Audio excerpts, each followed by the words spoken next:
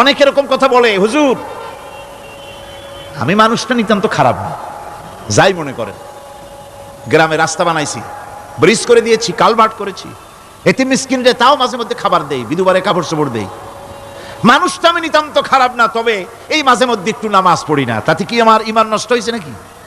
আমি বলি ভাই ইমানই তো নাই, নষ্ট হবে কি? ইমান থাকলে না নষ্ট হবে? ইমান নাই।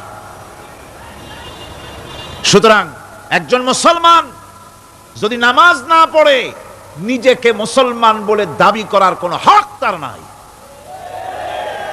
দাবি করার অধিকার নাই। নামাজ হচ্ছে জিন্দেগি, নামাজটাই মূলত জিন্দেগি। নামাজটা কি? জিন্দেগি। আল্লাহ রাব্বুল আলামিন শিখাচ্ছেন, কুল ইন্না সালাতি ওয়া নুসুকি ওয়া মাহইয়ায়া ওয়া মামাতি লিল্লাহি রাব্বিল আলামিন।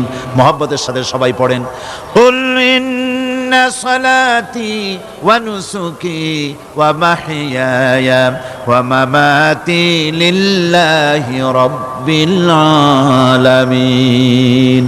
বলো আমার নামাজ, বলো আমার নামাজ, আমার কোরবানি, আমার হায়াত, আমার মত সবকিছু আল্লাহ রব্বুল আলামিনের জন্য নিবেদিত।